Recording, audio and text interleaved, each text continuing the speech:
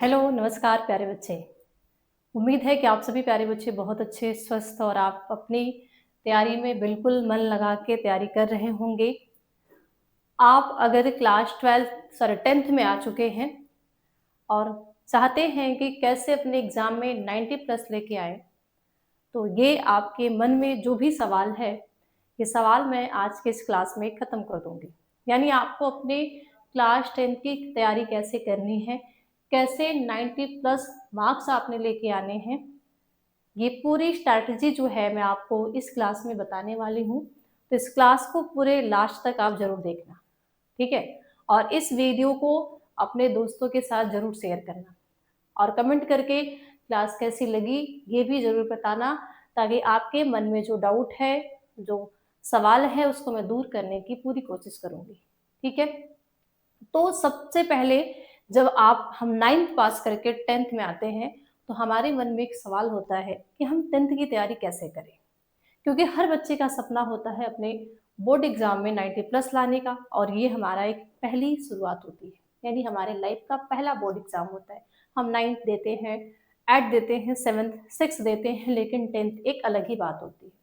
तो आज मैं इस वीडियो के माध्यम से आप सभी को समझाने की कोशिश करूंगी कैसे आप लोगों को अपने 10th की तैयारी करनी है, कैसे आपको 90 प्लस मार्क्स लेके आने हैं, और कैसे आपको टॉपर बनना है, और कैसे कैसे आपको हर एक सब्जेक्ट की तैयारी करनी है, क्या आपके डेली रूटीन होने चाहिए।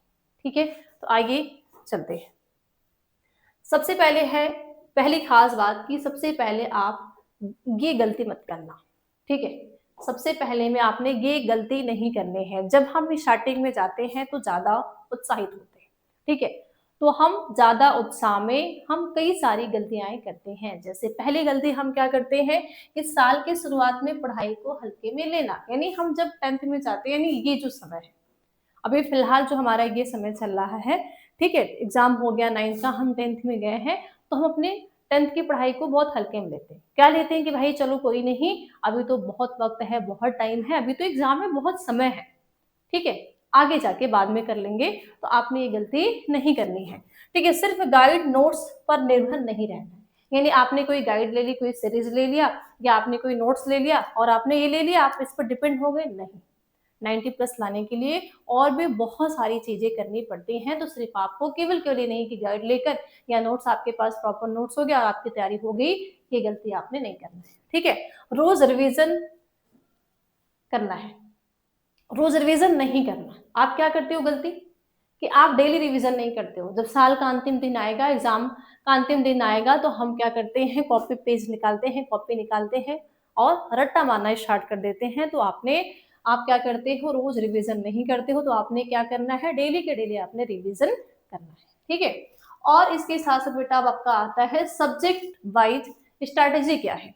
अब हमें अपने सब्जेक्ट को कैसे फोकस करना। हम एक सब्जेक्ट को, अगर मान लो किसी की मैथ अच्छी है, किसी की साइंस अच्छी है, किसी की हिंदी अच्छी है, किसी की इंग्लिश अच्छी है, किसी की सोशल एसएसटी जो होती है वो अच्छी है, तो क्या एक सब्जेक्ट से हम टॉपर नहीं बन सकते हैं? टॉपर बनने के लिए, अच्छे मार्क्स लाने के लिए हमें अपने हर एक सब्जेक्ट में बेस्ट होना पड़ेगा। हमारा हर एक सब्जेक्ट 100% रेडी होना पड़ेगा। तो आपने क्या करना है कि सबसे पहले एनसीईआरटी लाइन बाय लाइन पढ़िए। आप किसी बुक को फॉलो मत करिए, आप अपनी केवल केवल एनसीईआरटी को फॉलो करिए।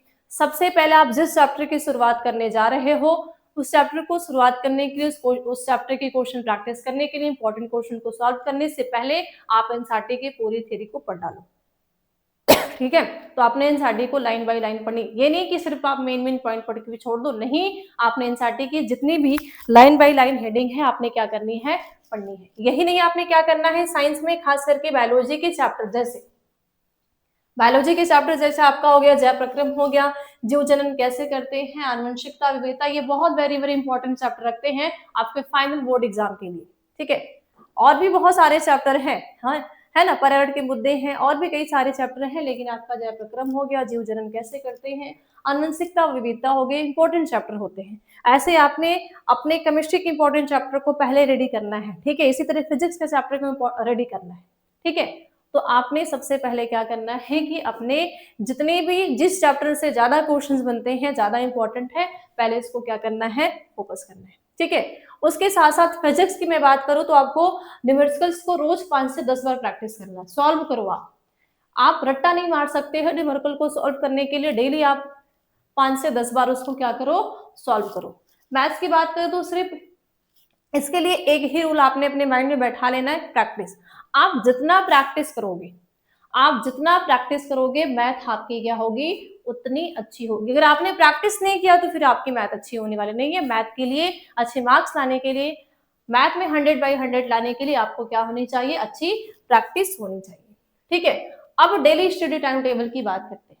क्या है, अगर आप स्कूल जाते हैं तो आप इसको फॉलो कर सकते हो, और मैक्सिमम सारे बच्चे स्कूल जाते हैं, ऐसा तो है नहीं कि आप घर पे बैठ के पढ़ाई करते हो, है ना। तो अगर आप स्कूल जाते हो तो स्कूल जाने से पहले यानी कि मॉर्निंग में, मॉर्निंग में कौन सबसे अच्छा समय होता है, भोर वाला, है ना, 4 बजे, 5 बजे, 3 बजे, जिसमें आप कंफर्टेबल हो, जिसमें आप अच्छा फिलअप करते हो। ठीक है, ठीक है, तो मॉर्निंग में 1 हावर्स क्या कर लो, रिवीजन कर लो। तो मॉर्निंग में क्या रिवीजन करोगे, सबसे हार्ड सब्जेक्ट, मतलब जो जिस भी सब्जेक्ट का जो सबसे हार्ड चैप्टर है और उस चैप्टर का जो हार्ड टॉपिक है, आप उसको सबसे पहले मॉर्निंग में रिवीजन कर लो। क्यों, क्योंकि सुबह सुबह हम सो के उठते हैं, दिमाग हमारा फ्रेश होता है, तो कोई भी डिफिकल्ट टॉपिक, कोई भी कठिन टॉपिक को जब हम उठाते हैं तो अच्छे से रिवीजन हो जाती है। ठीक है, आफ्टरनून यानी दोपहर के बाद, यानी जब आपको स्कूल गए, स्कूल से छुट्टी हो गई, 2 हावर्स ऑफ मैथ साइंस।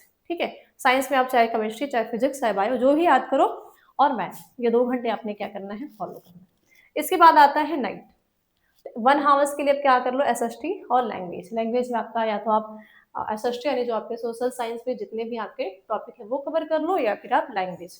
ठीक है, तो ये सारी चीजें आपने क्या करनी है, अपने डेली स्टडी टाइम टेबल है, आपको डेली क्या करना है, फॉलो करना है। अगर आप इसको फॉलो करते हो तो आपको 90 प्लस लाने से बेटा कोई भी रोक नहीं सकता है, ये भी चीज आपने दिमाग में बैठा लेना। ठीक है, उसके बाद होता है रिवीजन कैसे करें, है ना। रिवीजन के लिए हम परेशान हो जाते हैं, तो रिवीजन के लिए याद रखना है, हर चैप्टर को 3 बार पढ़ें, कम से कम जो भी चैप्टर आपके, जितने भी चैप्टर आपने पढ़ना है, उन सारे चैप्टर को आपने क्या करना है, कम से कम आप 3 बार उसको तो पढ़ो ही पढ़ो। ठीक है, और शॉर्ट नोट्स बनाए, आप पीडीएफ रखो, ठीक है, आप डिटेल नोट्स रखो, लेकिन आप जो पढ़ रहे हो उसके शॉर्ट नोट्स जरूर बनाओ, क्योंकि शॉर्ट नोट्स जो होते हैं आपके एग्जाम के लिए बहुत ज्यादा हेल्पफुल रहते हैं।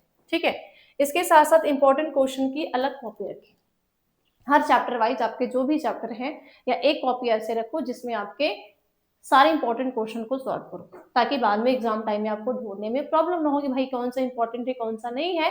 तो एक इंपॉर्टेंट कॉपी, जितने भी आपके इंपॉर्टेंट क्वेश्चन होते हैं उनकी कॉपी आपने क्या करना है, अलग रखना है। ठीक है, और पीवाईक्यू सॉल्व करें, यानी पिछले साल के जितने भी क्वेश्चन होते हैं उनको आपने क्या करना है, प्रैक्टिस करना है।